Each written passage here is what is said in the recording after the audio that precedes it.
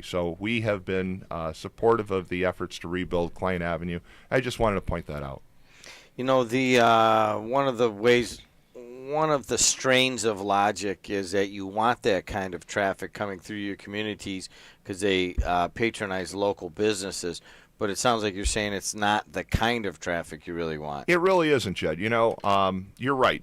If there were another plan to put regular vehicles through the community, we'd probably support it.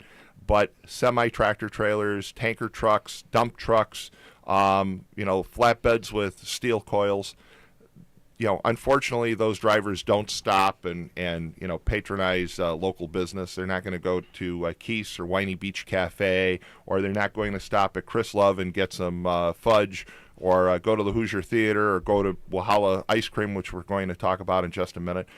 These are trucks that are just using the streets, unfortunately, to get from one point to another. We understand the job that they have to do, and you can see the frustration in many of the drivers' faces, too. They don't want to have to stop at all those stoplights. They don't want to have to crawl in traffic. I'm sure they'd much rather have the bridge rebuilt. 219-845-1100. Tom Dabertin is in here, Whiting Robertsdale Chamber of Commerce. If you would like to call in and comment on any of this stuff, we could take your phone calls right now. Is that one? No? All right. Oh, it's over here now. Hey, you're on the air. What's up? Hey, it's George again. Listen, there's another point I wanted to make about the bridge also with this toll. I thought our Mitch was against taxes, but he's got no problem taxing working folks in the region because this toll is a tax. I mean, come on. All right, it's time to make the idiots who built the thing and engineered the thing come out of pocket and pay for part of it. All right. And come up with some of that surplus money that they got from cutting old people's programs and cutting education, and put it toward fixing the roads and bridges all over the region. It's just a simple fact. I mean, all right. Hey, good enough. Thanks a lot.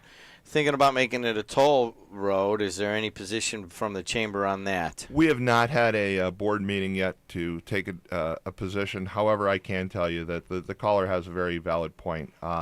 Putting a toll on a bridge through Northwest Indiana doesn't make a lot of sense, to me at least personally. I mean, I can tell you how I stand. The idea that, especially when you look at the length of that bridge, I just don't think a lot of people will pay the toll. So we'd rather see it rebuilt free. When I drive down to southern Indiana, central Indiana, I see some very nice bridges and some nice roads, and I'd like to see the same up here. By the way, just 2 points about Cline Avenue. One, the exact same design for the Cline Avenue Bridge, and I got this from Stan Dostotny. He confirmed it. He didn't bring it up, but I asked him about the ramps over at 8094 and Cline Avenue. They're built the exact same way. So I wonder if those need to be replaced at some point. And the second point is that the Indiana Toll Road has been expanded to 3 lanes up to the Cline Avenue ramp at Wolf Lake, and also it's being expanded to 3 lanes through Gary all the way to Portage. The idea was that they weren't going to put a 3rd lane in each direction through Hammond because they had Cline Avenue.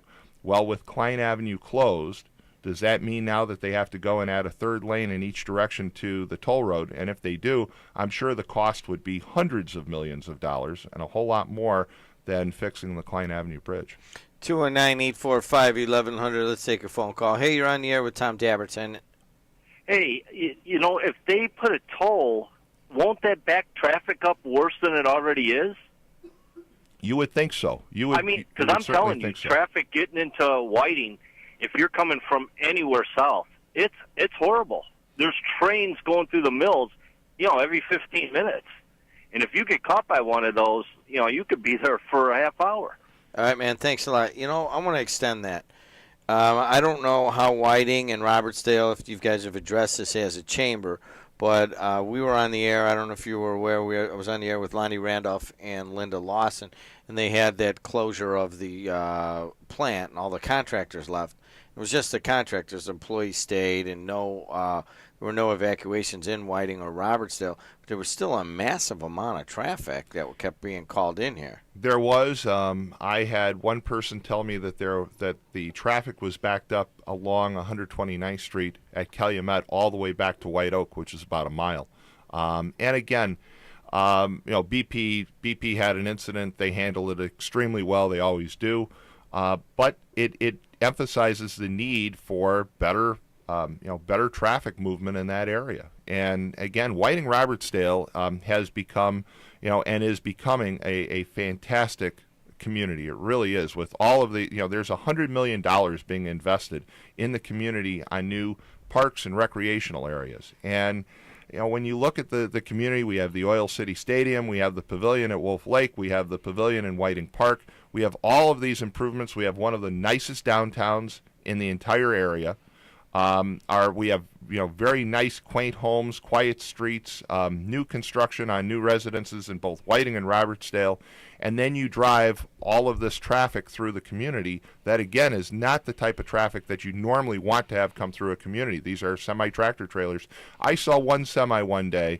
I was taking my son to weightlifting. He plays for Whiting High School football, and I was taking him at 6 in the morning, and I saw a semi driver who I think just simply was falling asleep at the wheel or missed a stoplight, and he rolled through the stoplight and hit his brakes, and that truck fishtailed down the boulevard. And for weeks you could see the skid marks. Now, what happens if there's a kid walking across that street trying to get to school? It was right in front of Franklin School, by the way. So, that's an elementary school run by the School City of Hammond. Again, it doesn't make sense to not rebuild that bridge.